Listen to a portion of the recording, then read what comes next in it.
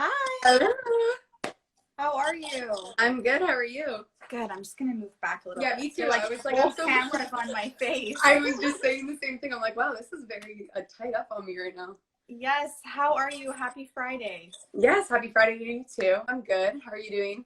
Good. I'm just happy that it's sunny. There's sunshine and the weather is nice. So I know. I'm super happy. And I just want to take the time to thank you so much for joining me on today's Run the World Summit Mentorship Live session. I really appreciate your time, and I'm so excited to talk to you about such an exciting topic that a lot of people always have so many questions about and that are super interested in. But before we do that, maybe we could do a quick introduction, and if you want to go ahead first, I'd be happy to introduce you. Sure. So hello to everyone who's joined. I'm Rachel. I'm a content creator slash influencer manager, and I actually work as the influencer manager at Luxy Hair. Specifically, for people who do not know what that brand is, it is a clip-in hair extensions brand. And I feel like this is a very interesting industry because not a lot of people even know what influencing is in general. So right. I feel like we could even just start there. But Absolutely. And maybe give us a little bit of background on yourself personally. Personally, like family? Yeah. Like just what do you, like, other than Luxy Hair, what do you do, and what's your experience? What's your like education? Sure. So I went to Laurier, which is actually how I came across the other live you did with Christina Pittum. Oh, okay. Yeah, so I went to Laurier. I did a double degree in business and communications there. And when I first graduated, I actually got into recruiting, funny enough, which was totally different from what I'm doing now, obviously. And I did that for about 6 months and landed upon a company called Intelligent Change. I'm not sure if you've heard of them before, but they sell the 5-Minute Journal, which is a gratitude journal, and also the Productivity Planner, which is, they're both based on positive psychology. And I started there, and the founders were Alex and Mimi Icon, which are the founders over at Luxy Hair. So that's, yeah. So started there. I was doing customer service. I was doing social media. That's where I really started like getting into the whole social media game, and also was doing influencer stuff for them as well, kind of on the side. So I worked for them for about 8 months, which is when I moved over full-time to Luxy Hair as the full-blown influencer manager. And I've pretty much been knee deep doing that for the past 2 years. Other than that, you know, I live in Toronto. I live at home right now, but I'm moving out with my boyfriend, which is exciting. That's exciting. Yeah. So that's what's going on personally. And other than that, this weekend, I am just going to take the time to get out and enjoy the sun and maybe do a barbecue. Absolutely. So I hope that sums it up. Thank you so much for that introduction. And for those who are tuning in, we are talking with Rachel today about social media influencing, and she's going to share with us some tips and tricks on that. But really briefly, my name is Zaina Musa, and I'm the founder of Run the World Summit. Run the World Summit is a Canadian event series that is all about supporting local female identifying entrepreneurs and designers in Canada. And unfortunately, we were planning for such an amazing summit in the fall, but because of COVID, that's kind of been on pause, just like a lot of other plans that everybody has had. So we started these mentorship live sessions where every day we bring on an industry expert to talk about really important topics that we can kind of take on in a businesswoman's day-to-day life. So I'm really excited because, again, I get so many questions about this topic, and Rachel is the influencer manager over at Luxy Hair. So what a better person to speak about this. So I want to dive right in. I don't want to waste any more time blabbing. So let me go ahead and ask you my first question. And I have my laptop in front of me here so that I don't veer off. But what would your advice be to influencers that are just starting out in such a saturated market? Rachel, are you still there? I heard it, don't worry. It's an interesting question because I really do think social media now is pretty much like advertising clutter, where I'm sure you see it yourself. Everyone is really starting to do the same thing, and we're starting to see very similar content across the grid. And the more that people are becoming social media influencers and bloggers, I think at the beginning they like really struggle to like find what they're good at and also find their niche. So Right. I actually read a book by Teza, which is a really well-known influencer, called Insta Style. And what she shared, I think, really resonated with me. And it's a little bit of a structure, which I think is really valuable for influencers. Basically, what it makes you do is write down your mission statement of your social media blog, which I find is like a lot of people don't do that. And that's where they find themselves going in so many different directions because they don't have a mission for their page. And then on top of that, it makes you pick all of your categories that you would share on your social media platform. For example, if you shared fashion, lifestyle, fitness, whatever it may be, and then subcategories of that. And even me personally, I find myself always coming back to this every quarter and just regrounding myself on what the purpose is of my page. And I feel influencers should be doing that as well. So I think just a tidbit of advice would be find your niche and do it well and just stick to it. And if you ever feel yourself deterring from it, go back to that structure, reground yourself, make sure you're on the right path, and also just putting out content that makes you happy and really inspires you. So what would you describe as the 3 tiers of influencing? So I don't know if you Googled them before. It's all literally all over the internet. I always Google this, but for me, I've created a little bit of a structure. So there's tier 1s, tier 2s, and tier 3s. Our tier 1s would be like our mega influencers. So they're people who are brand celebrities. I wouldn't even consider them really influencers. They're almost, they may not even have a niche. They're just so great for brand awareness. And they typically have 500K to 1 million followers.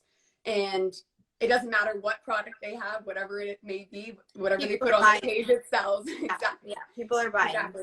So I definitely see them as the key drivers for brand exposure.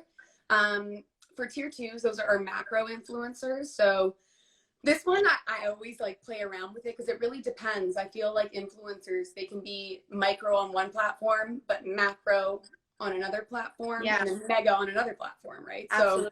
So now we have TikTok, and then we have Instagram. Exactly. So some people are considered a mega influencer on TikTok, and then on Instagram. Yeah, I definitely see what you mean. Exactly. So I'm always playing around being like, where do I slot them in? But I feel like everyone's kind of across the board. Yeah. So for macro, I kind of play around with those numbers a bit, but I guess as a sweet spot, I would say maybe above like 40K to going up into like closer to the 500K range. And they're kind of a mixture of both. They're great for brand exposure, but they're the ones with the really high engagement that are connecting with their audience. So they're the sweet spot of what maybe a micro influencer has, which, as you probably already know, are the people that are connecting with their audience the most because they have the ability to. They're not getting, you know, like millions of DMs a day where it's just not like possible anymore. And then for our micros, those are our tinier gals that are literally so powerful now. I feel. Well, I was gonna. Sorry to cut you off. I was gonna say a lot of people now are focusing on collaborating with micro influencers versus the mega and the macro. Yeah. Even I saw a question here, but we can get to it later. Anybody that has any questions, just drop them in the comments, and we'll get to them right after our chat. Okay, cool. Yeah, I think for micro, even as like an influencer manager, right away, I know it's going to be easier to get in touch with them because they're, you know, they're still managing themselves. They still have that personal connection. I feel that I'm able to build a personal connection with them. So right now, micro influencers really have the upper hand. Yeah. For macro, there still is that level of connection, but they're starting to gear towards managers, and then you're starting to talk to managers, and it becomes like a whole different kind of ball game. So, and micro influencers, I just feel like they're like little powerhouses, and all together, they're making such an impact. Yeah. So I think they're really, really powerful for a company to have. Okay, so that sums up the tiers. So in your opinion, would you suggest collaborating with micro influencers or macro influencers or mega influencers, or does it just depend on kind of what your goals are and what products or services you're trying to offer? I think it really depends where your brand is at in general. Personally, Luxy Hair goes all across the board. I do see value in each of them. I think it's just strategically picking when you're going to work with a tier 1, a tier 2, or tier 3. For tier 2s, those ones are typically on paid contracts. So just depending honestly on your budget of how many tier twos you can onboard plays a really significant role. But I think right now, it's honestly fair game for working with all of them across the board, especially with like the current situation we're in with COVID. Everyone's at home. I feel like everyone's in the same boat now. Tier ones aren't able to go to events necessarily or do the things that they were able to do before. So now everyone's almost on this even playing field. Right. Yeah. Okay, and there was one question about the book that you were talking about earlier. Can you Yeah. just rename what the book was? Sure.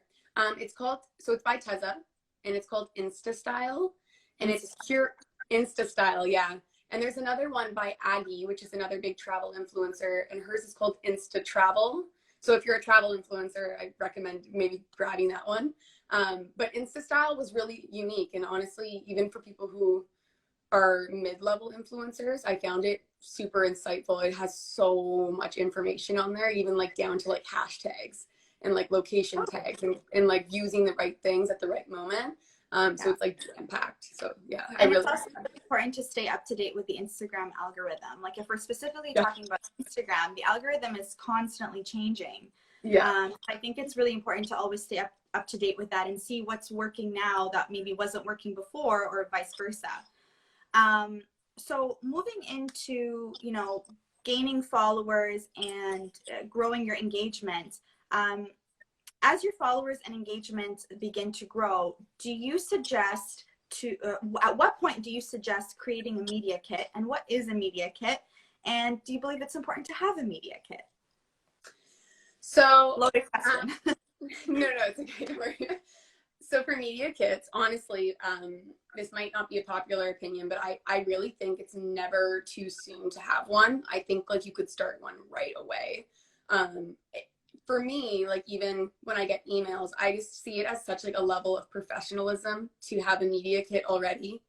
And even though it's such a unique industry, like it's still a business relationship. So I just respect the influencer right away so much more when they have everything laid out for me. And when we get a lot of emails every single day, it's really quick. I can open it, I can see everything in a quick snippet and just go from there, which I think is just so helpful.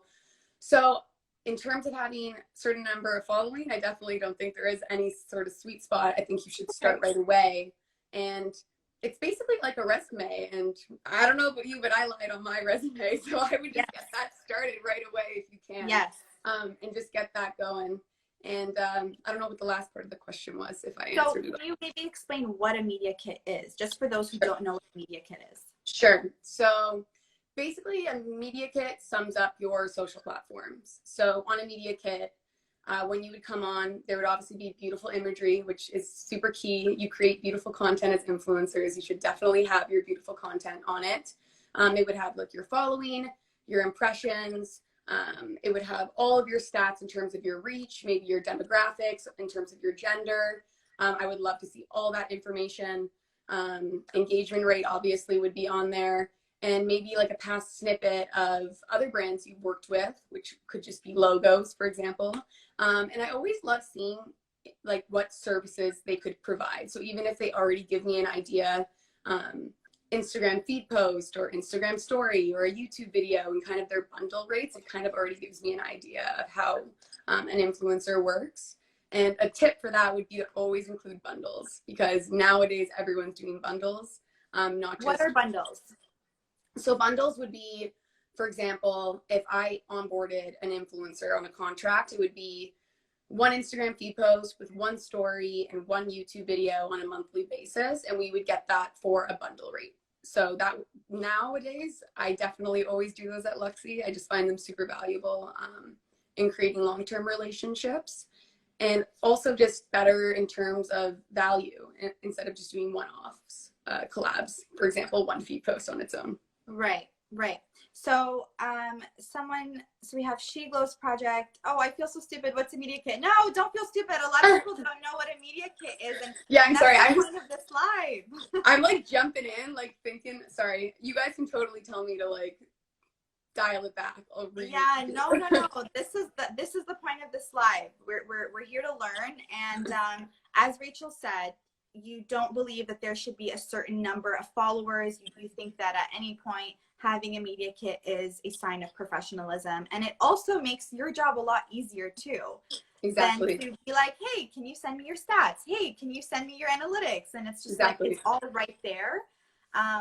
And okay, I love that. So at any point in time, you would suggest get a media kit ready with all of your analytics. And you could just find your analytics under the analytics tab.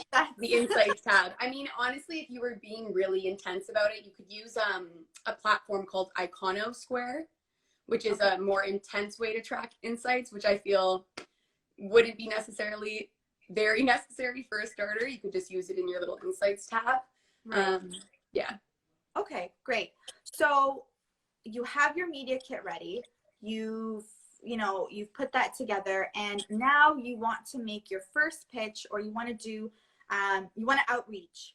What are the steps in doing so, and what are the steps in doing so successfully? Okay. So it's funny, I touched upon this in the blog post that I sent to you as well.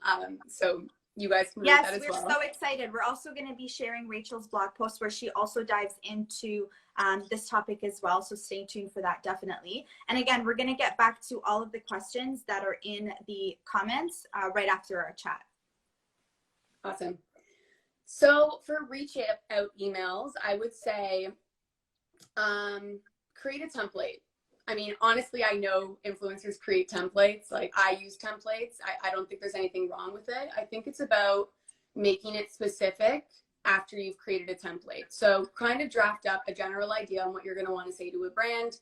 Make sure that you're always including an introductory, obviously, like you're addressing someone. I would even recommend, doing your research on the brand, making sure that if I was receiving the email, I'm like, okay, this influencer is obviously familiar with our brand. They follow us. They engage with us, they know us. So always try and speak to that in your emails as well. And I think another really important thing is making your Instagrams clickable throughout the email.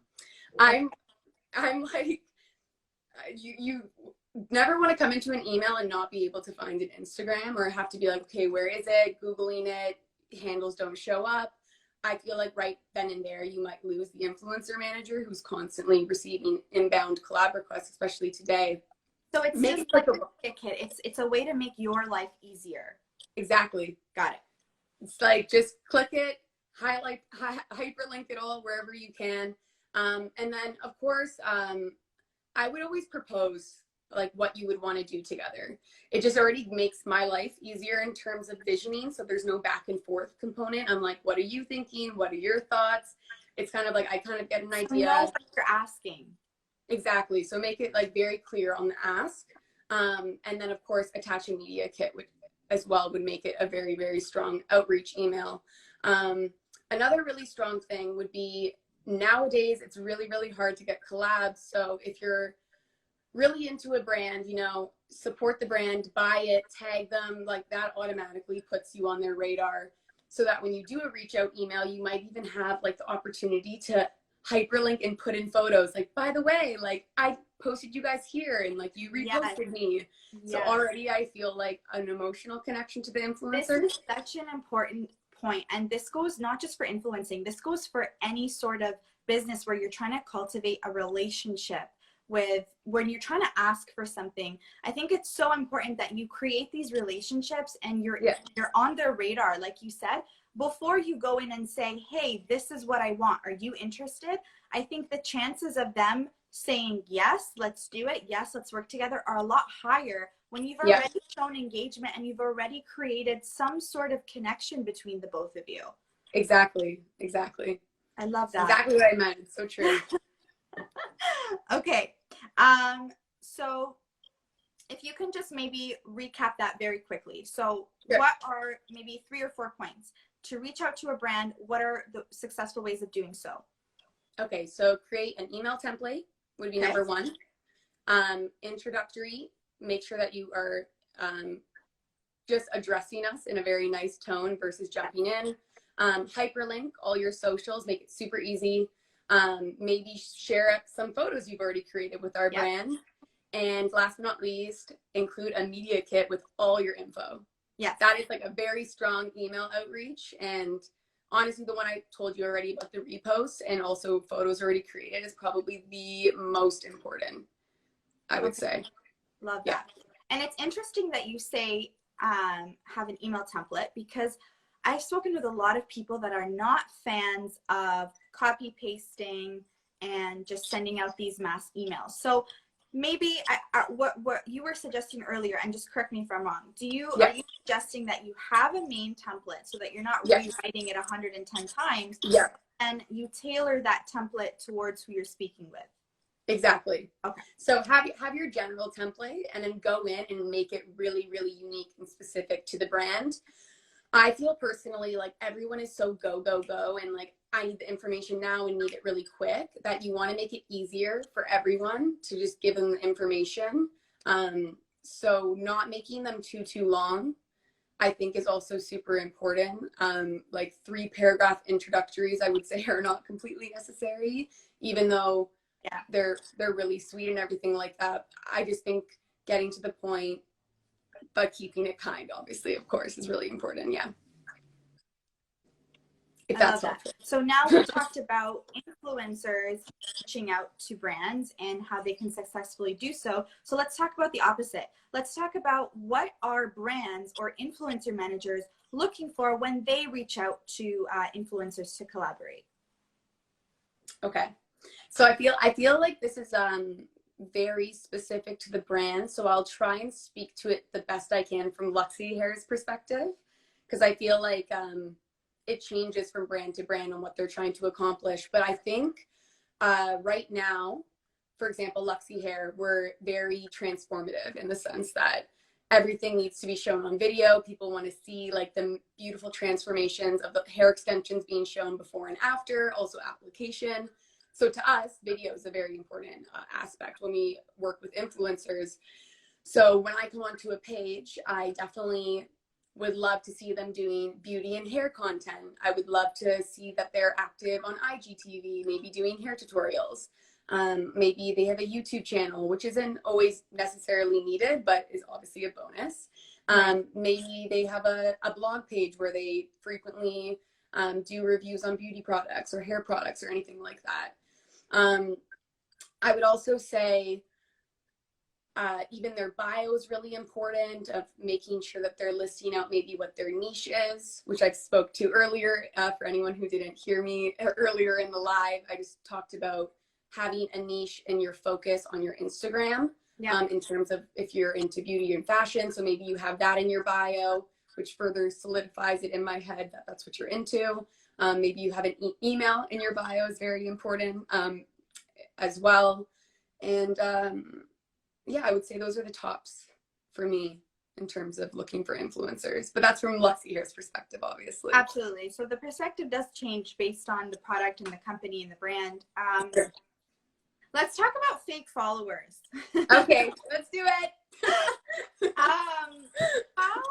Okay, so this is interesting because I was approached by H&M last year to do a campaign with H&M for their sustainable collection, and I was at 17K at that time, and so this was last year. So when I went there, obviously, you know, I'm still brand new and I'm super excited, but I wanted to know how they found me and why they chose me, right? I love that. Yeah, I want to know, because I'm like, okay, I obviously stood out to you guys. What can I do so that I can stand out to other brands? Right.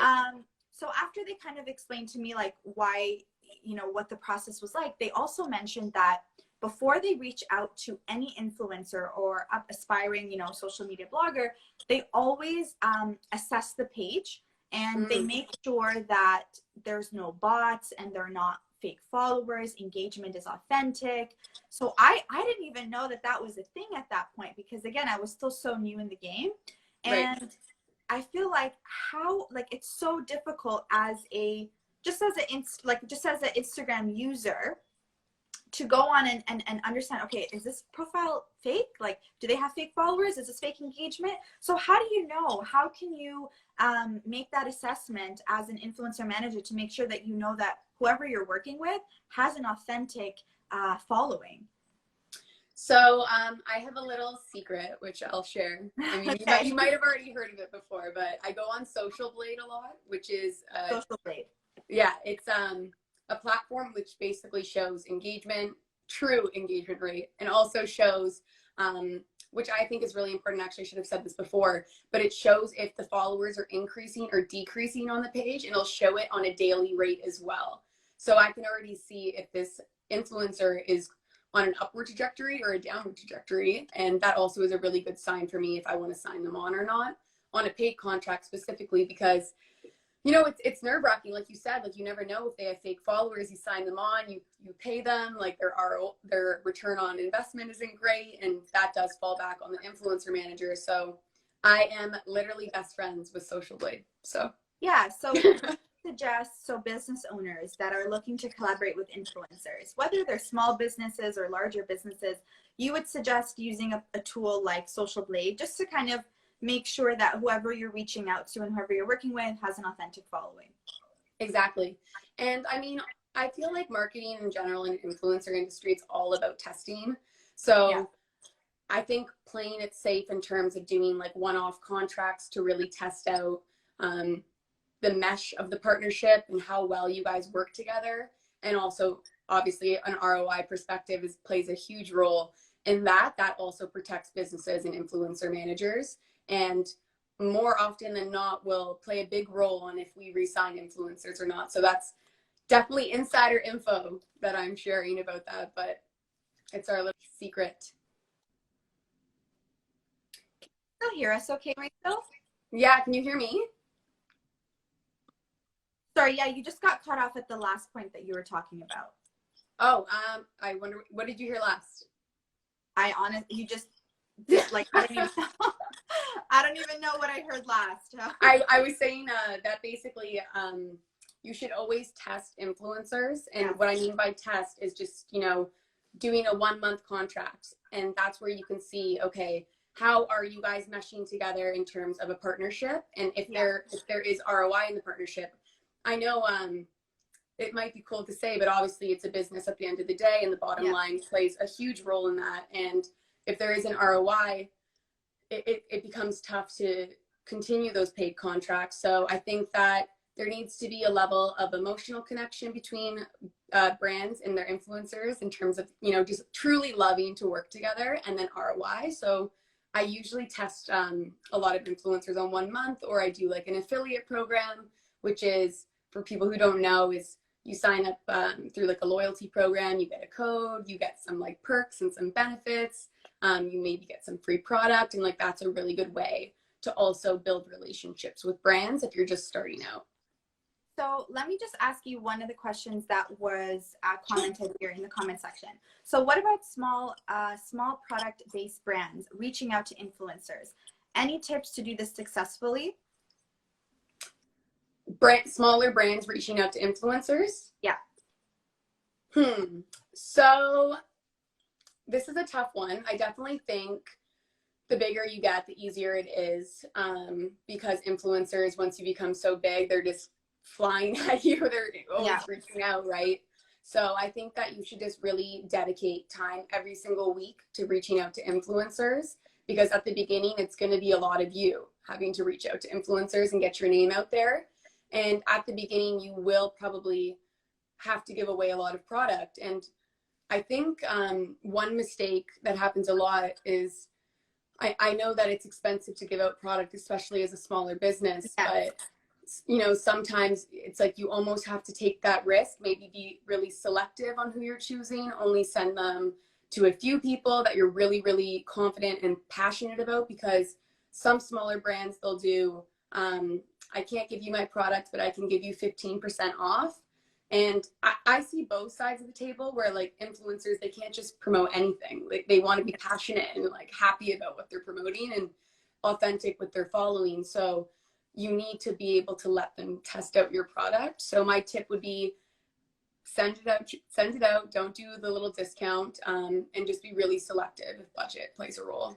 Also, I think not just reaching out to any influencer. Like if you're a small business, and let's say you're selling stationery items. You want to reach out to influencers that are very much into stationery items. Exactly. It doesn't really make sense to reach out to influencers that are that are doing beauty or fashion, because it just doesn't align with your brand. And 100%. I think them saying, yes, I want to collaborate with you would be a lot higher than you reaching out to someone that's not really in your niche, I would say. 100%. And I think a good way to see that is to go on their page. You know, are they creating beautiful content? And I always ask myself, would we repost their content on our page? Because the more that you get people creating content for you, the less you'll have to create content for yourself, which we all know content, it takes a lot of work to create. So if you're having people create user generated content for you right away, that's like a huge relief on you having to create it all the time in-house. So I would just always, when you go to a page, would I repost their content? And right away for me, that makes me feel a lot stronger about reaching out to influencers. So a follow-up on that question is, and again, this is for small business owners, is would you then recommend micro influencers for smaller brands versus the mega or the macro? Yeah, so typically for mega influencers, they are open to trying the product, but they don't necessarily guarantee post. Obviously with macro and mega influencers, you're going to be talking to a lot of managers, which is already a barrier that you would need to overcome. So I would definitely start with micro. They're definitely a lot more open to trying out products, sharing them with their community without pay. And I think you can slowly build up from there. So start with micro and then you'll work your way up.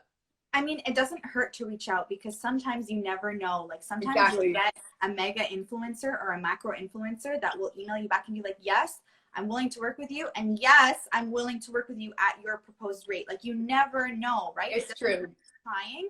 However, with micro influencers, like Rachel said earlier in this live, is because they have a smaller community, they engage a lot more with their followers. So engagement could be potentially higher, and they could have more of an influence because they are so kind of tight knit. So I guess, again, it's trial and error and being selective, like Rachel mentioned earlier. Exactly. So let's get into how to get an influencer manager. So if you're an influencer and you have you know, a pretty decent following, and you want to get signed, or you want to have a manager that can help you with outreach and that can help you get more of these opportunities. What's the process like? How do you do that? So I think it's interesting because I used to be a model back in the day, and I learned the hard way about finding a good agency. And I think it applies now to this specific question in terms of finding the right agency and the right manager for you. And I think there's no better way to do this than word of mouth. So talking to people within the community who are already with agencies, you know, asking them like, what's your experience been like? Do you like working with them? Have you feel like you've been getting a lot of work from them? I would always do that first. Obviously, do your own research as well. For me, I think I'm going to go off the whole, like, there's pros and cons to having a manager, and especially from an influencer manager perspective, because there is the risk of taking away that emotional connection between an influencer manager and the actual influencer. So you can't build the same relationship with the brand because the manager is the middleman almost. Yeah. So it becomes a little bit harder. And obviously these agencies, they're here to make some money. So they're going to be suggesting the higher rates. They might not lower the rate.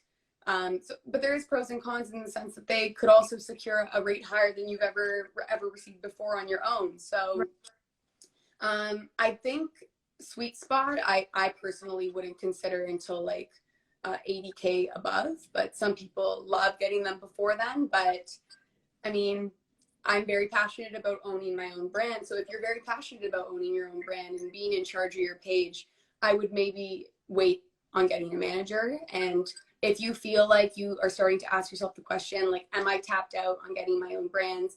Am I tapped out on negotiating? I can't handle this all on my own anymore.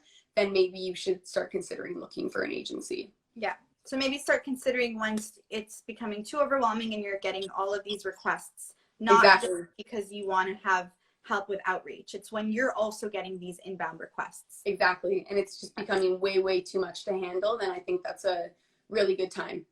Okay, I love that. So let's go into the questions and we're going to wrap up, but we want to answer as many questions as we can. So drop them into the comment section below. So Ms_Mammy is asking, as an influencer, when a brand reaches out and wants me to buy their products at a discount, should I trust them? How do I know they are legit? And you kind of mentioned the whole avoiding the discount stuff. Yeah, so I mean, personally, I've done it before. I think if you're really, really passionate about the brand, I don't think there's anything wrong with it. If you really, really want to support them, I think it could eventually lead to getting free product or even getting free product and a paid contract. Like you never really, really know.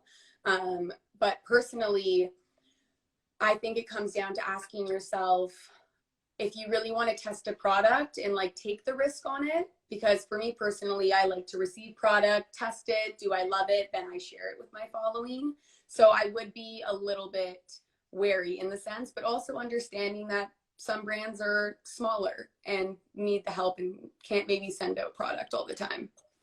Right. Okay. Let me just scroll up here because I know I missed a couple of questions up. No problem. Elise Felicia says, my dream is to be a Lexi influencer. Haha. I'm just getting started though. And let's just scroll down. Are media kits generally created on a tool like Canva? Okay, you can. Honestly, you can create them on pretty much anything. You could even do them on a Word doc if you're like super beginner level. I don't think they need to be anything crazy as long as you just convert them into a PDF format. So it's nice and clean and obviously not editable after. You could even do it on a PowerPoint slide. But as long as you're getting in all the information, and I would try your very best to get it in on at least one page and keep it simple versus, you know, having like a very extensive long media kit. So just ask yourself, what is the most important information I need to share? But yeah, you could totally do it on whatever platform. Yeah, I feel like it's not so much, let's not worry about the platform. Let's worry more about the content. Exactly. On the media kit. Yeah. Another question, how do you even start to gain that macro following? Yeah, I mean, it's very hard now. I feel like, I don't know if you know, I started a blog called Behind the Gram. So I've been interviewing influencers a lot, and I always ask them this exact question on growing their following. And a lot of them are like, honestly, like I just got in at the beginning, like when Instagram started, like I didn't even know, like it just, my Instagram just blew up like one day. One girl's but like, that information is not helpful. We can't go back in time. I'm like, one girl's like, I just woke up with the verification badge. I'm like, oh. So I think now just like be patient with yourself, you know, like it's not going to happen overnight, obviously. And it's not that important about the following. Like we've been talking about it this whole time. Like people work with micro influencers all the time now. And I don't think that's necessarily as important. I think if you focus on building a community and like truly sharing things that you love, the following and all that will come over time. And people have been doing it for 10 years and they just reached 1 million. But people only see the 1 million mark and they don't see the 10 years that went into it.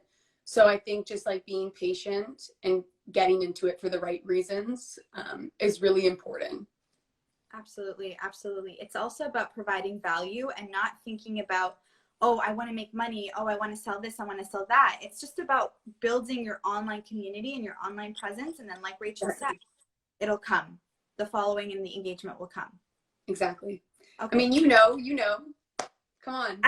Well, so here's the thing. I mean, I understand what you're saying, where a lot of people see the number and they don't see the work that, you know, I mean, I started my personal Instagram in like 2015 when I thought that I wanted to be a jewelry designer, which is so bizarre to even say that now. But I was like taking pictures of my like dinky little pieces of like my dinky little bracelets and my necklaces and it's just like I realized I was like, no, this is not what I want to do. And I started taking more lifestyle and fashion photos. But yeah, a lot of people just look at the number and they don't realize, you know, all the time and the effort and the planning and everything that goes into having having an Instagram page and like being Exactly. a social media influencer.